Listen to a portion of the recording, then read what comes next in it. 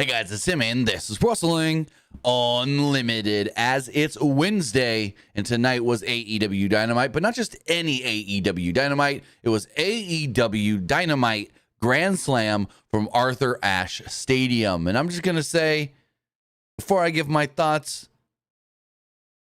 the show has looked better in the past. I would just say that. I get it. They sold less tickets, so the setup is smaller.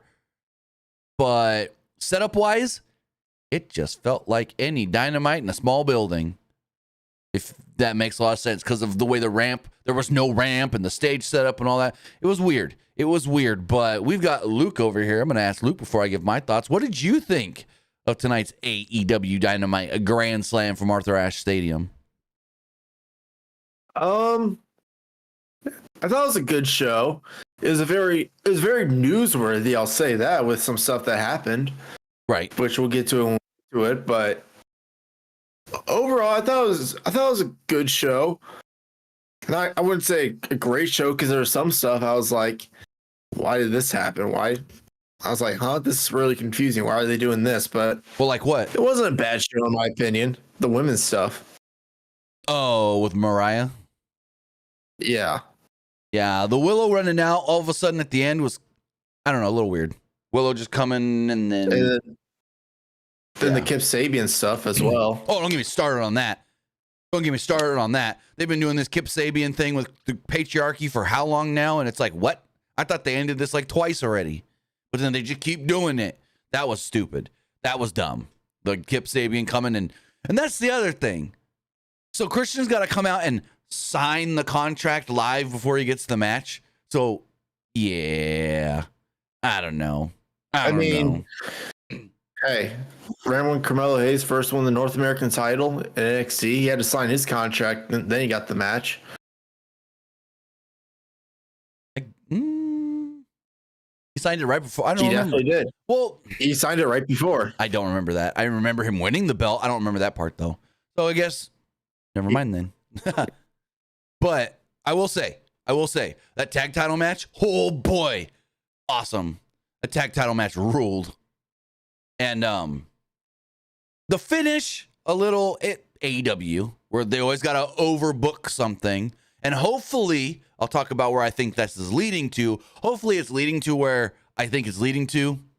And then maybe I could say, well, then never mind, that wasn't really fully overbooked. But if it's not, then it's like, why did you... Anyways, I'm just going to say right now, and I don't care who likes this statement, I didn't like the main event. Darby and Moxley almost put me to sleep. It was beat him up, beat him up, beat him up, beat him up. Darby hits a move or two. Beat him up, beat him up, beat him up, beat him up. Darby hits a move or two. Beat him up, beat him up, beat him up. Darby hits a move or two. I was pretty bored during the main event. So, yeah. When it's Darby and Mox, and I was kind of bored with the layout and the structure they did for that match. So that's all I'm going to say. We got Nick in the chat here on Twitch. He also said, I only watched the Nigel match, but I did watch 20 episodes of WKRP. I don't know what that is.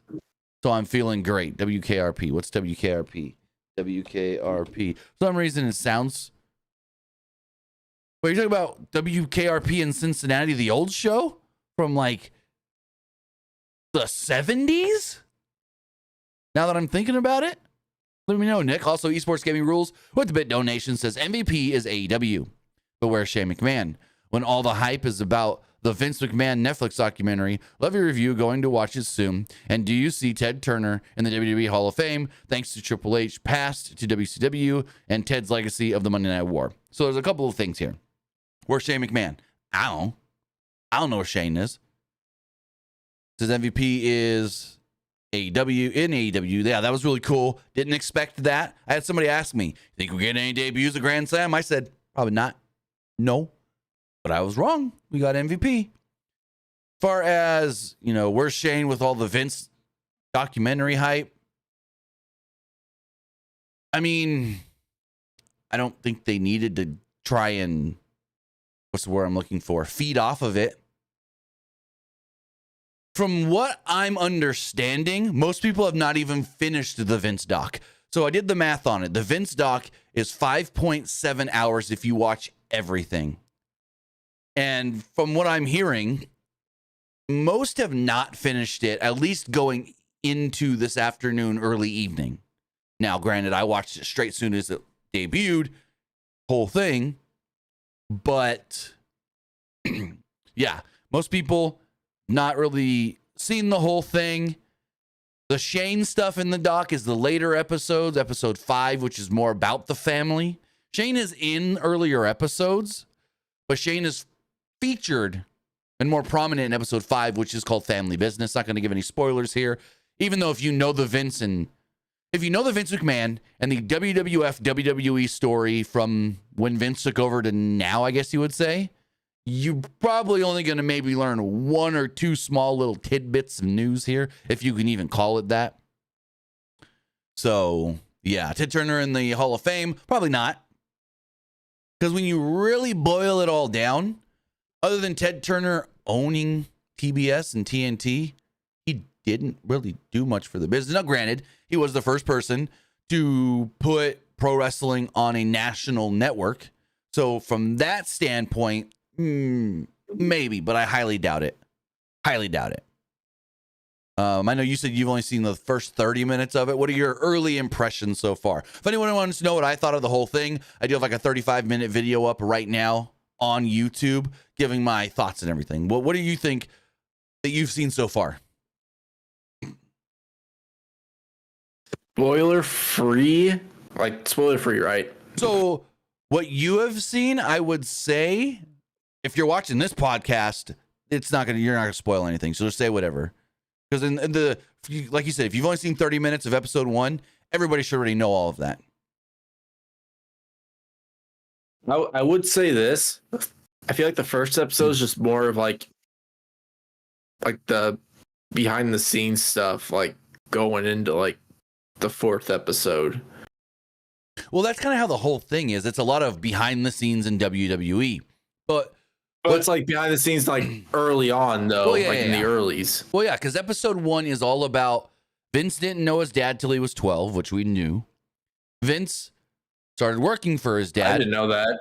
Well, most people knew that. And so I'm saying, if you know the full Vince story, you're not going to learn new stuff. If you don't know Vince's full backstory, like you are going to learn some stuff, which is cool.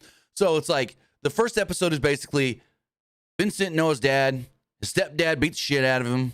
He finally met his dad. He works for his dad. He bought his dad's company. And then the rise of Hulkamania into WrestleMania. That's episode 1, basically. And so then they talk about WrestleMania 1, WrestleMania 2 almost not really being successful, and then WrestleMania 3, where the funniest thing of the whole first episode is Vince and I think Bruce and Hogan all 93,000, da da da da in the Pontiac Silverdome, and then Meltzer just goes, actually it was 78,000, which is the actual real number. It was actually only 78,000, which wasn't learned for almost a decade after it happened, though, until actual like reports and facts from the city finally did come out. But it's funny because they're like, Meltzer's sitting there and he's just like, they'll tell you Andre's never lost, but he's lost before. And they show like Andre getting dumped out of a battle royal and losing. They go, they'll tell you Andre's never been slammed before. And they got video of like 4 years prior, Hogan not even trying, just up, boom, slamming Andre like he's nothing. And then he goes, I'll tell you 93,000 in the building, but it was really only 78,000. I laugh so hard because it's like Dave knows his history when it comes to wrestling. He knows his shit. And so Dave, going out there and just like fact checking everything. I liked it. But go watch the doc. It's all on Netflix. Really cool, really good. Again, if you know Vince's full story, you're not going to learn anything. If you only know bits and pieces, you are going to learn some stuff. And you could possibly also learn some stuff about WWE as well, because there's a lot of WWE history here to learn. Because I feel like it's a WWE history piece centered around Vince, I guess. But with that, I want to say thank you for joining us here. Twitch.tv/PW Unlimited, YouTube.com/Pro Wrestling Unlimited, and podcast services all around the globe like Stitcher, Spotify, Google Pod, Apple Pod, Anchor, iHeartRadio, and so much more. Remember, if you are watching live on Twitch, you can help us out a couple of different ways. You can either help us out by hitting that donate button down below or by donating Twitch bits in the live chat. Also, remember, you can help us out by subscribing to the channel one of two different ways. You can either subscribe with a tiered subscription or you can subscribe with Amazon Prime, because remember, if you have Amazon Prime, then you have Prime Gaming. Prime Gaming gives you a lot of cool things like free games, free stuff for games, and you always get one free subscription to any Twitch channel you want to subscribe to throughout the month. And I'd greatly appreciate it if you did right here, Pro Wrestling Unlimited. Also, remember, head over to YouTube and help us out over there. Hit that subscribe button. That way you know when we post new videos. That way you know when we go live. And that way you know when we post to the community tab. Also, if you want to support us in another way, you can do so by hitting the join button and becoming a channel member. As a channel member, you can do so even if it's just at the $1 tier. $1 tier, greatly appreciate it. Whether that is on YouTube as a member or patreon.com/PW Unlimited. And also remember, if you want to get your comment, question, or concern read live on the air on YouTube, you can do so by donating a super chat. And finally, head over to the Epic Game Store. Head over to the Epic Game Store, buy something. Whether you're pre-ordering Final Fantasy 16 on PC, whether you're getting God of War Ragnarok or claiming the free games, which right now are Toem and The Last Stand Aftermath. Use this code right here, PW Unlimited at checkout, and you will be supporting us at no extra cost. Maybe you're trying to get the new Bye Dance emote in Fortnite, 500 V-Bucks. Make sure to put our code in there, where your creator code, PWU NLIMITED, for all Epic Games and Epic Game Store purchases. But with that, we got AEW Dynamite to talk about. Dynamite Grand Slam, as the show opens up and we hear Oasis effing in the bushes as Nigel Mcginness makes his way out to the ring for his quote-unquote potential possible match with Bryan Danielson. And I'm just like, they're still telling us this match might not happen as freaking Nigel is coming to the ring. Come on. Don't play us so stupid, so dumb. So Excalibur, Taz, Tony Schiavone, and Jim Ross are all on the call, as Ross said that he searched catering 3 times and haven't found Danielson. Didn't see him at all backstage. Danielson's normal music plays. This was a little hokey and overdone as well. Danielson's normal music plays. Nothing. He doesn't come out. Mcginness then took the mic and said the American coward dropped the ball. He demanded the referee then start to count him out. There we go. But then it gets weird, because Nigel says if he doesn't come out, he'll be stripped of the AEW World Title. Well, why? This isn't a world title match. So that's what got me. I'm like, huh? This isn't a title match, though. So if he doesn't come out, why would he be stripped of the title? I can kind of see it. If it was a title match and you're like, oh, he's not going to come defend. Well, if he won't defend his title, he'll be stripped of the title. That would make more sense. But how are you going to strip somebody of the title in a non-title match? Anyways, there was the countdown was put up, but at 6, the final countdown started playing.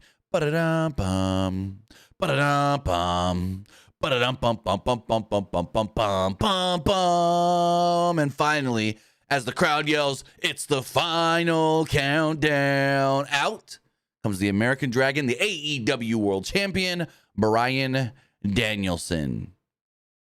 He comes out and has a pretty dang good match with old Nigel Mcginness here. Has a pretty good match with Nigel. And it's not the only time we end up seeing Bryan tonight as well. So almost 15 years ago to the day, these two actually battled.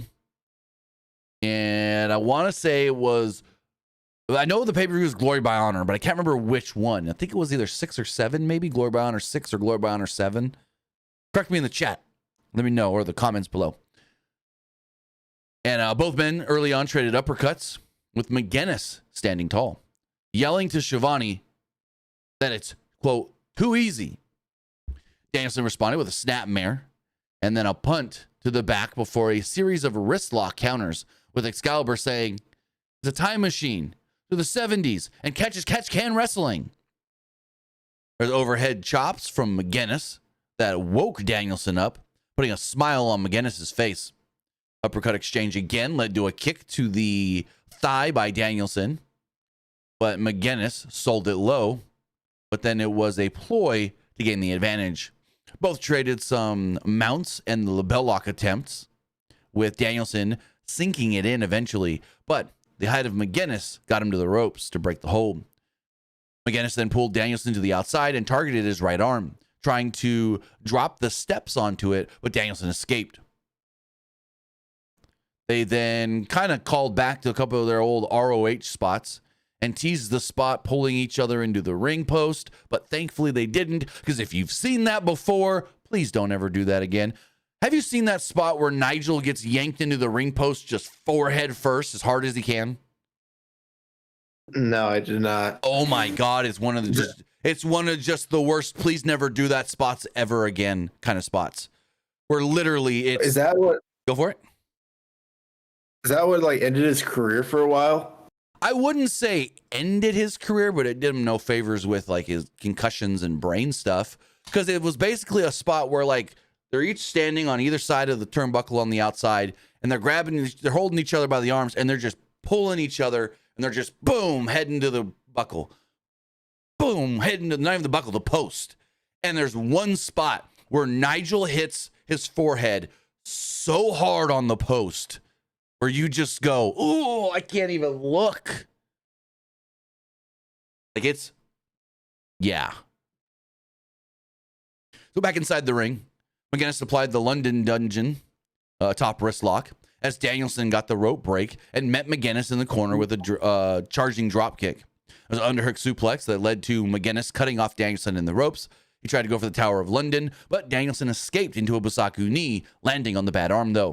There were some yes kicks, that fired off as Mcginness answered with his handstand in the corner, but was chopped down, allowing Danielson to wrench the neck. This was brutal looking. Mcginness then flipped back to his feet and fired off a combo for a good near fall. Mcginness then fought off the label lock, but slammed the injured arm, leading to a reset. Danielson then tried an uppercut with the injured arm and collapsed.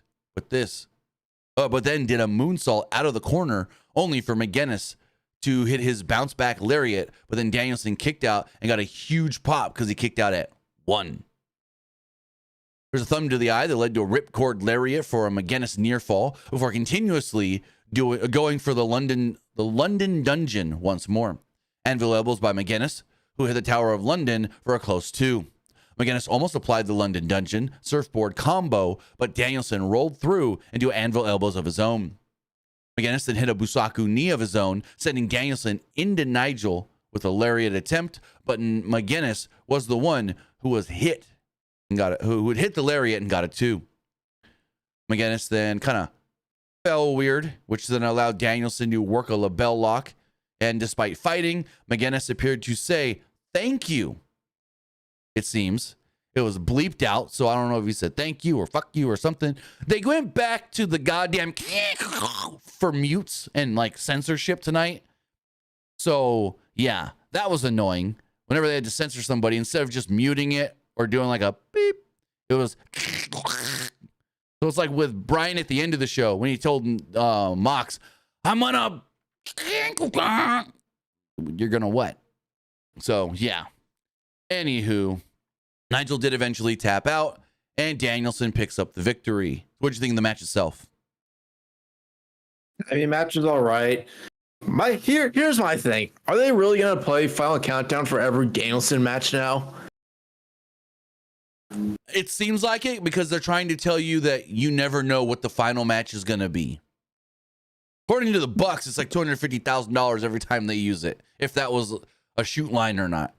Because Nick, at one point, do you remember in Anarchy in the Arena when Nick goes, "You gotta stop playing the song. It costs $250,000 every time." I don't know if that's true. Yeah, like I know it's. If it is true, then like Tony Khan's gonna be losing a lot of money here. Yeah, Tony ain't worried about money. Tony needs to worry about his damn football team losing 47-10. Goddamn Trevor Lawrence. So the match ends. Christian Cage's music hits. Christian slowly makes his way out onto the ramp, opens up the little, what are they called? I don't even know what it's called. Not a case, but it's like a clipboard. Opens a little clipboard thing with the contract, pulls out the pen, and he's doing this all like slowly and methodically. He's like, oh, I got the pen. And he's like, I got this, and then it's open. And he's like, pulls the pen up like this. And then all of a sudden you see from behind Christian, Kip Sabian runs up. Yoink! Grabs the pen, runs away. Christian chases after him. Cameras follow them kind of through the tunnel, and then that's it. Claudio and Pac are standing there. Christian looks at them, and then he's just like, yep, bye, gone. That was it. Stupid as fuck post-match. Just gonna say it. That was stupid as hell. What did you think? Yeah, I didn't really like that post match at all. I really didn't. I thought they ended. My biggest question is when. Go for it. My biggest question is when's Christian Cage actually going to cash in that contract, and if he's going to win? I'm sure he will win against Bryan, though. I don't think he's the one to take the title off of Bryan. Not Bryan, but like the person who beats Bryan, maybe. Now here's my thing: if Mox is the one to beat Bryan and takes the title off of Mox, or takes the title off of Bryan, and then Christian has a cash in on Mox, I don't see him winning against Mox. I see like Claudio and Pat line into it. I don't know. Let's say like Pac and Claudio are like all beat up, or let's say Nick Wayne and Luke Killswitch like beat them up. Hold on, I usually don't do this, but I gotta call out a dumb fuck in the YouTube chat. He says, Triple Crown Backbreaker. Why is no one live streaming the Collision tapings in the audience and broadcasting it on YouTube right now? Because it's fucking illegal to do so. It's illegal to be at a wrestling show or any live event like this without permission to live stream it. That's why. Dummy. Anyways. Yeah, this Christian stuff's stupid. And then I thought they ended this Kip Sabian storyline like twice already, but I guess they just want to keep it going. Why? Who knows? I don't know.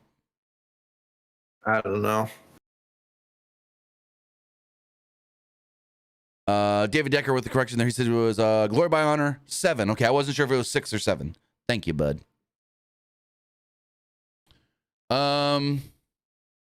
Next up, we had the FTW title on the line. It was Hook defending against Roderick Strong. It was just a match. The Kingdom got involved. Hook fought them all off. He beat Roddy. I literally have like not many notes because I never at one point was invested in this match. I was bored throughout this match. And it was just them using, really, it was like them using kendo sticks and a couple other things, but that was about it. They fought on the outside for a while too.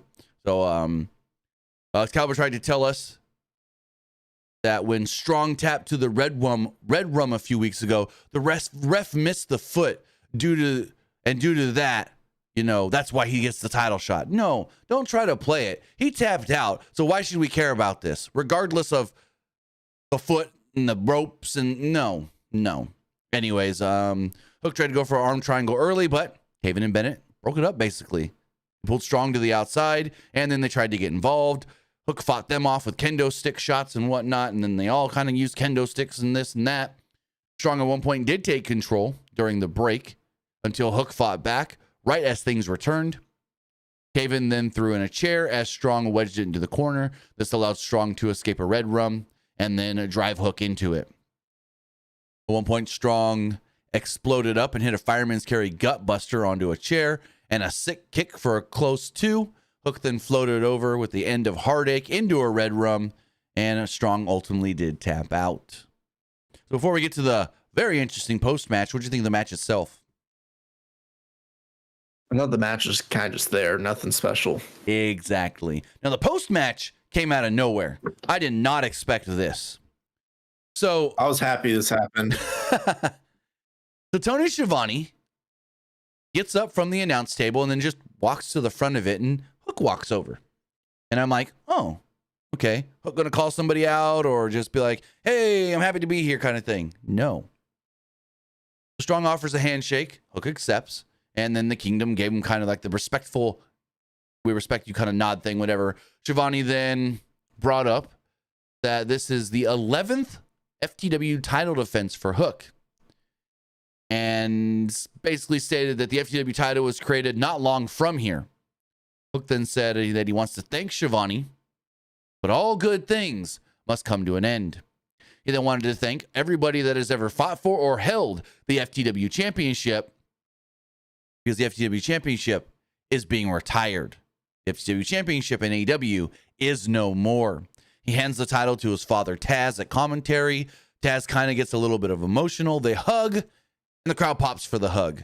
So the FTW title is no more in AEW. Any thoughts? Because like you said, glad it's gone. Yeah, glad it's gone.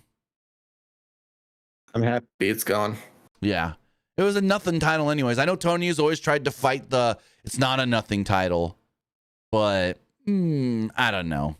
It was just their hardcore title. I mean, it was different. No one really cared for it, but at least it was something different, and now it's kind of gone, so it's like, okay. Hopefully, they're not... Oh, Lord, this just came to my brain. Hopefully, I'm not thinking correctly. Hopefully, they're not getting rid of the FTW title to, like, bring in the AEW hardcore title or something. Hopefully not. Tupac 17 Biggie says, why did AEW stop the pyro? You mean like no pyro tonight? I know in Arthur Ashe they're not allowed to do pyro. It's kind of a venue by venue thing. Some venues allow the pyro, some venues don't. Eastwards Gaming Rules with a bit donation. He says, are you, quote, happy that Julia didn't get the chance to face Monet, but Julia get the chance to face Stephanie Vacure after they face other at Stardom before the formation of Marigold? What? That's a sentence and a half there that racked my brain. I don't really care as far as Julia and Mercedes. Okay, the match never happened, whatever. Julia and Stephanie Vacure, I assume that match is happening in NXT, which that match has already happened this year in New Japan. But as far as bringing up Stardom and Marigold, I don't know what that all has to do with anything. But yeah, why would I be happy that Julia never faced Mercedes? I don't care either way. But if you saw NXT last night, not to get off too far off on a tangent, Stephanie Vacure finally made her on-screen debut and basically stated whoever wins next week between Roxanne and Julia, Stephanie will be coming for the NXT Women's Championship. So that's really cool. So moving forward, I would say easily match of the night, one of the better AEW Dynamite matches we've seen in a while. Because the AEW World Tag Team titles on the line. The Young Bucks, Matthew and Nicholas Jackson, defending against the International Champion Will Ospreay and Kyle Fletcher. Again, this match was great, if not damn awesome. I thoroughly enjoyed this match. Don Callis, of course, joined commentary. There's a sneak attack early by the Bucks with a pop-up Hurricane Rana on Ospreay before Fletcher ate a double flying back elbow into a pose for the crowd. Ospreay and Fletcher then responded with a double team of their own as the Bucks landed awkwardly on one another until Ospreay hit a moonsault off the back of Fletcher. The Bucks then went to the floor as Ospreay and Fletcher hit dueling moonsaults off the top as things kind of went to a break. The Bucks regained control during the commercial break, and when things returned, Fletcher fought free of a flatliner DDT combo and got the roll to Ospreay for the hot tag. Ospreay hit a pip cheerio on Matthew before taking both Bucks out with a handspring Pele kick. There was a standing sky twister press at one point on Nicholas that got a 2 as Ospreay signaled for the hidden blade, but Nicholas dodged into a corkscrew kick. A sliced bread into a running knee for a near fall as Ospreay was draped over the top, and the Bucks hit the Swanton bounce back powerbomb for a 2. At one point, Rick Knox the referee Rick Knox took a delayed time. I wrote this weird. Referee Rick Knox took a delayed time to check who was the legal man. And it's kind of got weird for a second. And then eventually it just kind of was like, okay, they needed a little reset. Coriolis was reversed, but Fletcher turned the Bucks inside out with a double clothesline. Nicholas then countered a Liger bomb into a face buster as Ospreay flew in with the 450 splash. Nicholas hit a destroyer, but the impact popped up Ospreay, who had a flying hidden blade to reset things again. Fletcher then was tripped to the floor by Matthew as Nicholas hit the punt kick on Ospreay with a Hurricane Rana off the top by Nicholas. Fletcher then set up with a spike tombstone on the apron as they wanted the count-out victory, but Fletcher broke the count at 9, rolling into a charging knee from Nicholas as we go into another commercial break. As they come back, the Bucks tried the TK driver, but Ospreay and Fletcher both countered into a double styles clash for a 2. At one point, Ospreay signaled for the Tiger driver, but Nicholas saved his brother with a super kick. Fletcher was then hit with multiple snapdragons and a charging corner strike, but Matthew was met in the middle with a running bulldog. Ospreay then cut off the more bang for your buck initially as Nicholas looked to go for the TK driver, but then Ospreay flew in with a big cutter midair. At one point, Nicholas then was sent to the outside with Ospreay as Fletcher flew out with a dive. Rick Knox then checked on Nicholas as Callis handed the screwdriver. Kyle Fletcher sitting in front of the announce table. Callis then distracted the referee as Fletcher looked like he was going to use the screwdriver. He pulls it up and everything, and then all of a sudden you see Ospreay stop him. And Ospreay gets all kinds of pissed off. He then literally shows Rick Knox the screwdriver and told Callis to get away, resulting in Ospreay getting clobbered with one of the tag title belts. Fletcher then tried a roll-up, but got shoved into a belt shot by Nicholas. BTE trigger connects, and the Bucks retain the titles. So, a little bit of an overbooked finish here. I think this could end up leading to, because they had a, not quite, but somewhat of like a stare down of sorts. I think it was Fletcher was in the ring, Ospreay was on the outside, and they kind of looked at each other like, what the fuck? I think this could lead to a Will Ospreay Kyle Fletcher match. What do you think of the match and where it could lead to? Match was awesome. Best match of the night, in my opinion. And I think it's definitely going to lead to Ospreay versus Kyle Fletcher rivalry. Because like my thing here is Kyle Fletcher willingly wanting to use the screwdriver tells us he's got, you know, what's the word I'm looking for? He's got hints of a baby face there. But in the long run, he's still that heel that will do what Don says and cheat to win. Ospreay, Oh, yeah. baby faces. And so it's like, oh, does Ospreay now need to teach him a lesson and say, that's not the way we do things, not the way to do things. If that's what you want to be, maybe I got to stop you. So we'll see how it all does play out. But I do think this could lead to and maybe it's a Wrestle Dream. I don't know. That's only 3 weeks away. Kyle Fletcher, Will Ospreay match. Whether it's for the title or not, we'll have to see. So Renee Paquette's backstage. She's with the Conglomeration and Rocky Romero. When Orange Cassidy goes, whoa, Renee, I need to stop you. It's no longer the Conglomeration and Rocky Romero. And he pulls a T-shirt out of his bag and goes, because we're offering a spot in the Conglomeration to Rocky. Rocky accepts and says something in Spanish, I don't know what. And then Mark Briscoe starts going, we're the Conglomeration, and we got new T-shirts, shopaew.com, but I'm wearing them boys shirts. Why am I wearing a them boys shirt? Because 5 minutes down the road is where we had the last match of the Briscoes. And he starts going on and on, talking about the learning tree, and they're going to fight them and whoop them on Collision. And then Kyle goes, wait, Mark, what's the word of the day? And Briscoe goes, oh, thank you, Mark. The word of the day? Vociferous. Vociferous is the word of the day. Go. What the heck is this? What do you mean? What the heck is this? This is supposed to be like Sesame Street. What's the word of the day? Have you not been paying attention to Mark Briscoe promos? He always has a word of the day. Every promo. Every time they're backstage being interviewed by Renee or Lexi, they always have a word of the day. Where it's like, you think Mark Briscoe is this dumb redneck from Sandy Fork, Delaware, but then he throws out this big, super intelligent word and knows the definition and everything. And it's like, oh, okay, this guy ain't dumb. That's the point of it. It's supposed to be a comedy bit, of course. So, Tony Schiavone comes out on stage and he welcomes Prince Nana, New York's own, actually, he says, who has an update on Swerve Strickland. So Nana comes out and says that he's known Schiavone for a very long time. Mentally, there's nothing that can stop the most dangerous man in AEW, Swerve Strickland.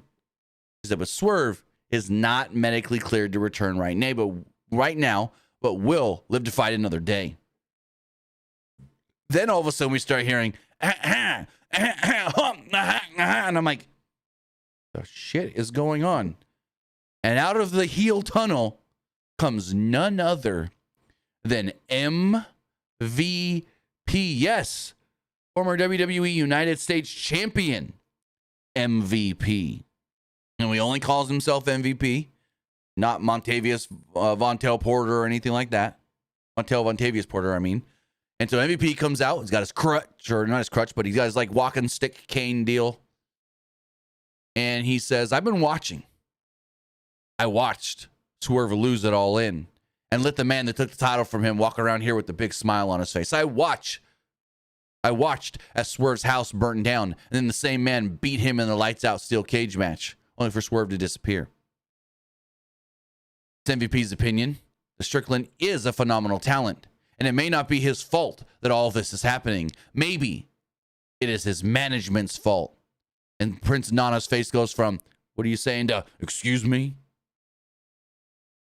He said maybe it's the failure of his management, who would rather shill his coffee and dance like a monkey than do what's right for his client. MVP then handed Prince Nana a business card and said, give this to Strickland when he's ready to, quote, talk business. Crowd popped big for the line, and Prince Nana looked very confused and conflicted, and then MVP walks to the back. So MVP is in AEW. He is here. Nobody else came out with him. We know the rumor is that they may be redoing the Hurt Business. Him, Bobby Lashley, and Shelton Benjamin. But right now, it is only MVP, and he is looking to recruit Swerve. What'd you think of the segment? That segment was cool. I think what's going to happen is once Swerve returns, he's going to say no to MVP. That MVP is going to bring out Bobby Lashley and Shelton Benjamin. I was thinking the same thing. So at first, when MVP came out, I'm like, all right, when's Bobby coming out? Where's Lashley? Lashley didn't come out probably wearing a suit, looking $1 million, and they're going to play him up as this big, huge star. But then when he hands the business card over, I'm like, oh, nope, ain't time yet. So we'll see where it plays into.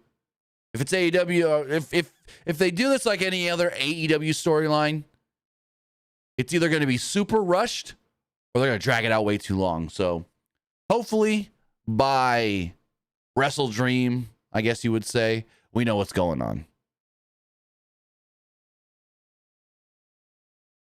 The Scapegoat bus was seen driving through the streets in New York, heading to Arthur Ashe Stadium. And I'm like, oh, okay, cool. Jack Perry's got a match on Collision. Hey, whatever.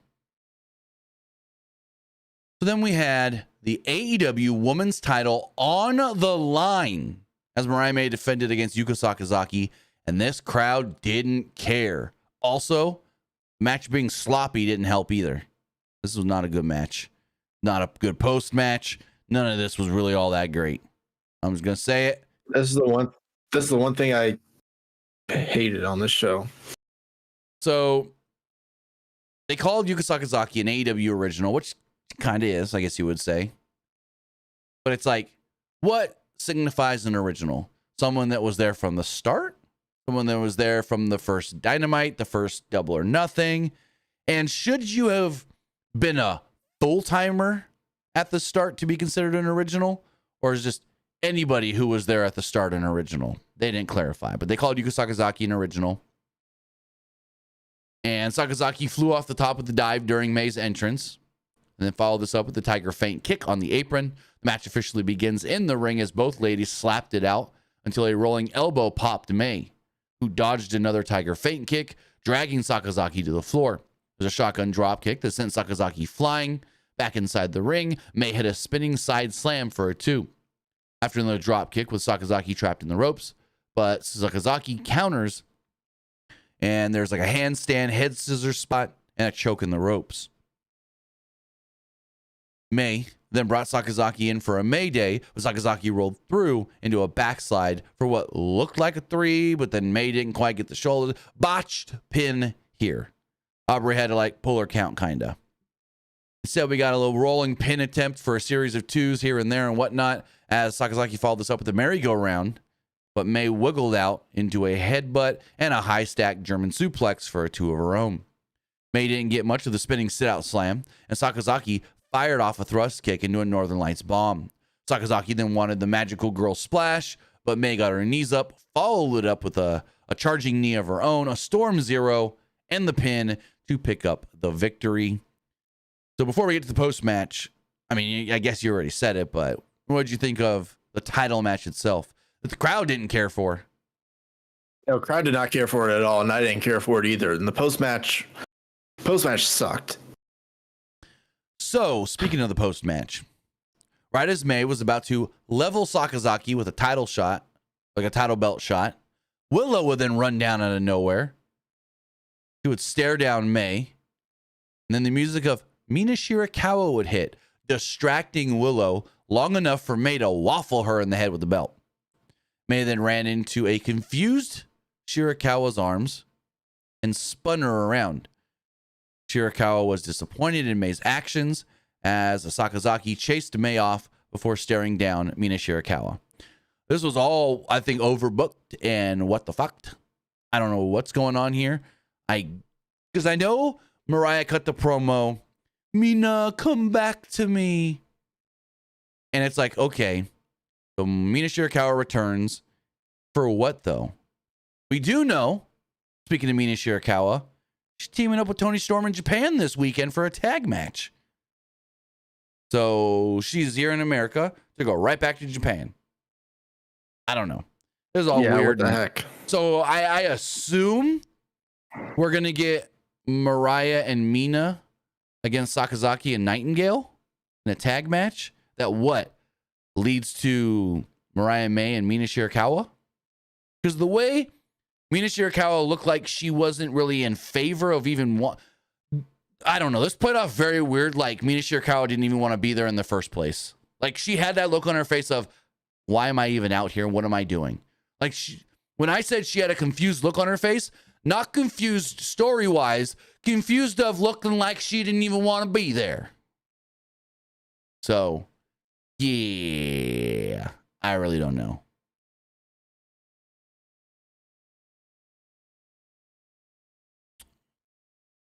So then, this leads us to our main event. It was Jon Moxley versus Darby Allin with a world title shot on the line. And the formula of this match was Darby hits a move, Mox beats him up and beats him up and beats him up and beats him up. Darby gets 1 or 2 moves. Mox beats him up and beats him up and beats him up. Darby hits 1 or 2 moves. Mox beats him up and beats him up and beats him up. So it's like, I never got into it to the point where at one point I'm sitting here going, man, this is boring the shit out of me. I could fall asleep right now. That is how much I didn't care for this match. So Allin exploded out of the corner at one point to start the match, and Moxley flattened him with a big boot and some corner strikes. Moxley then placed Allen's mouth on the ring ropes and kicked it violently. And then, well, Darby's bleeding from the mouth. I assume he had a pill pack. So he's bleeding from the mouth. He's coughing up blood and he's gurgling and whatnot. Moxley then zoned in on the left leg as an Irish whip to the corner was so intense that Allin flew through the ropes. So you know when Darby does the spot where he just dives through the ropes, does the kind of like front roll, so he goes shoulder and back first into the barricade? Well, he did that through the top and middle rope into the corner. I'm like, oh, well, that's a new way to do that. Cool. Moxley then found himself, well, hold on. I just skipped the whole sentence there. Moxley started, Moxley found himself trapped in the on the ring apron at one point, allowing Allin to rake the back and then piggyback Moxley, who shrugged Allin off. Allin then exposed the top of the corner post and trapped Moxley's arm there, wrenching away, as Shafir got Moxley free.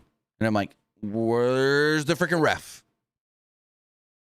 Allen then hit a coffin drop to the floor before following this up with a low dive, and then they fought on the outside. Allen went to set up Moxley on a chair, but Marina Shafir again stood in the way. This delay allowed Moxley to hit a body slam on the apron.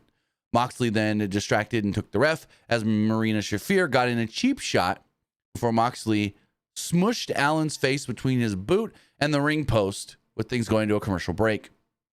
Back from the break, Moxley continued the onslaught until Allen avoided a snake eyes into a float over stunner. Moxley then fell to the outside, and they set up a chair as Allen flew off the top with the missile drop kick.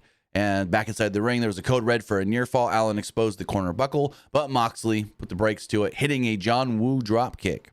There was an O'Connor roll into a coffin splash from Allen, who applied a Fujiwara armbar, but Moxley rolled out with Allen's transition to the guillotine. Moxley then placed Allen in a corner and paintbrushed the hell out of him to the outside. Shafir then helped Moxley remove the mats to expose the floor below. Moxley then screamed that Allen asked for this. Moxley wanted a Death Rider on the exposed floor, but Allen floated over, and Moxley ran into the steps. Allen tried another dive, but Moxley just did the Samoa Joe sidestep him, and he splatted on the exposed floor. There's a flipping suplex on the steps at one point from Moxley, as Allen just barely beat the count to get back into the ring. Allen tried throwing shots, but Moxley no-sold it, charged only to run into the exposed buckle, letting Allen get a schoolboy for a 2. Allen tried a coffin drop, but leapt into the waiting arms of Jon Moxley, who sank in a rear naked choke, transitioned it to the bulldog choke. Allen is visibly fading, gurgling, bubbling the bloody mouth. And commentary, I think it was Excalibur, goes, "Oh, Darby's fading. Darby's almost," and then Darby's eyes just go wing, and he goes, "Never mind." I laughed. That got me. Because Darby looks like he's fading. He's fading. His eyes just shoot open, and Excalibur just goes, "Never mind. He's still got life in him," or something like that. That popped me. That got me. So both fought in the corner. Allen wanted a superplex. Shafir then jumped up on the apron for the distraction. The delay was long enough for Moxley to counter into an avalanche Death Rider, which live, the way it was shot, kind of just looked like they fell off the top rope. But then when they show the different angles, you see the transition of the Death Rider, Moxley pull him down. It was okay. The move was okay. He hits the DDT off the top, and then immediately slowly goes over, gets the cover, 1, 2, 3. He pins Darby. Darby no longer has the shot at the world title, even though he won the Royal Rampage. And now it is official. Jon Moxley will challenge Bryan Danielson at WrestleDream for the AEW World Title. Post-match, well, actually, there's a lot in this post-match, so we'll wait. What did you think of the match itself? I mean, the match was all right. There was kind of a little too much in this match, I would say. Now, I mean, we all kind of knew Moxley was winning, though. Yes. We knew that. It was very predictable.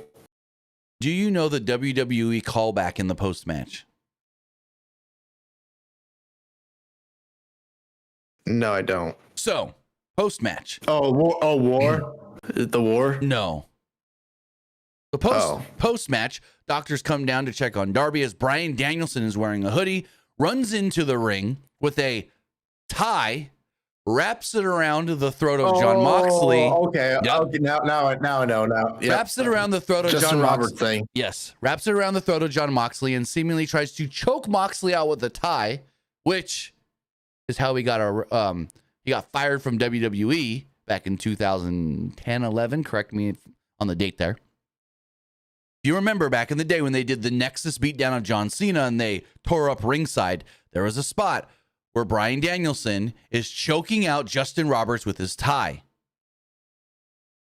Nexus 2012. Thank you, Nick.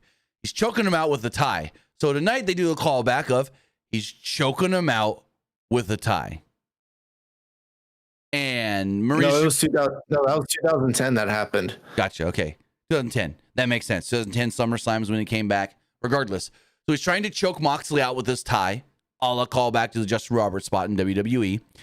And Marina Shafir jumps on him. She's trying to choke Danielson out. Pac and Claudio then run out to try and pull it all apart. And out comes Private Party and Commander, who it's like, wait, I thought Isaiah was like, his hand was destroyed last week. I guess not. I guess you get your hand smashed by a hammer, you're fine a week later. Anyways, everyone kind of just goes their own way. They separate. The BCC, I guess we're still calling them, jump to the crowd. They bail. And Danielson says, come Wrestle Dream, I'm going to kick your... And then it goes... I guess he says fucking head off. I assume. They did their stupid whatever. And then Final Countdown plays as Danielson stared down a laughing Moxley in the crowd. It is then officially announced that on Collision, it will be the BCC defending the Trios Championships against Private Party and Commander.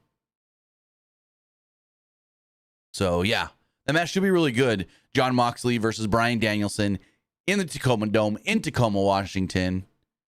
As far as the rest of the week goes for AEW, a Rampage, we'll see Willow Nightingale versus Taya Valkyrie, which, if you don't know, Taya is the first member of Deonna Purrazzo's new faction she's starting. And then when it comes to Collision, we do know that Jamie Hayter will face Saraya in a Saraya Rules match. Chris Jericho, Big Bill, and Brian Keith will take on Orange Cassidy, Mark Briscoe, and Kyle O'Reilly in a tornado tag. Okada will face Sammy Guevara. Hangman Page will face Jeff Jarrett in a lumberjack strap match. Jack Perry will have a TNT title open challenge. The Beast Mortis will take on Jalistico and Hologram in a triple threat. And then again, Claudio, Pac, and Wheeler Yuta will defend the trios titles against Private Party and Commander. I believe those tapings are still ongoing because they're taping Rampage and Collision. So I'm going to double check. I don't think we have Collision spoilers.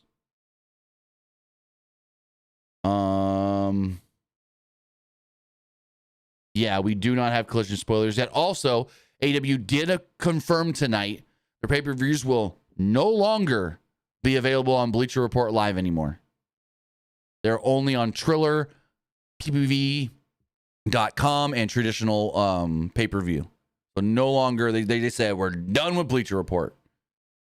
Just give us the announcement that they're moving to Max. Please just tell us. We know what's happening. So get this poll here on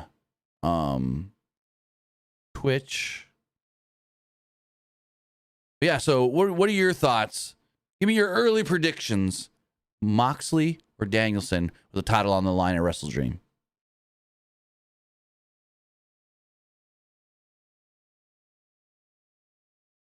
Part of me says maybe Moxley. Remember, when Danielson's done, he's done full time. His career is quote unquote over. And then also remember, I don't know, actually. Wrestle Dream is in his home state of Washington. Maybe Moxley then. Yeah, I think there's a good chance. You are watching live on Twitch. The poll's now live. Ooh, what if Moxley wins, but gets helped by Shane McMahon? Oh, Lord. I mean, I heard Shane's coming. Or like, what if Moxley wins and said, like, I found someone who's going to help us, like, take us over the top even further, Shane McMahon? It's possible. As far as the polls do go, as far as the Threads poll, 67% liked the show, 33% thought it was just all right. Looking at the Twitter X poll, 36% liked the show, 36% didn't like the show, 28% thought it was just all right. This comment here says, I'm a big AEW gal, but tonight was dull.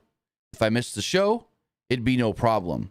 I can see that. Other than like the tag title match and the main event post-match angle. Well, and then the opening match too. Like the middle of the show was just, you can cut out 45 minutes of this show and not miss anything. As far as the YouTube community poll, 71% liked the show, 17% thought it was just all right, and 12% didn't like it.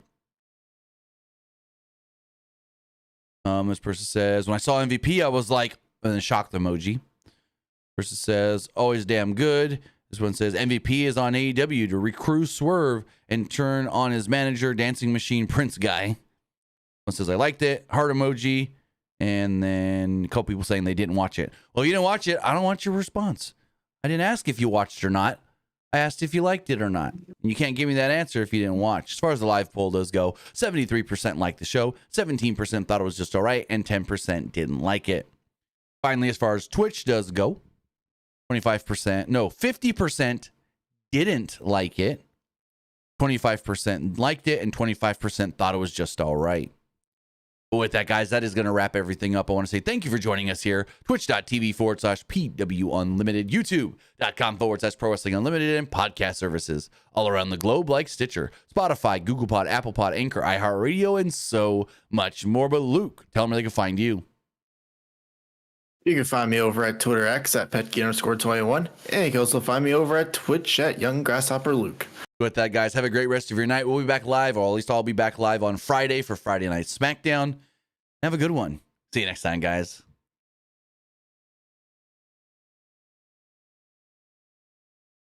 Oh.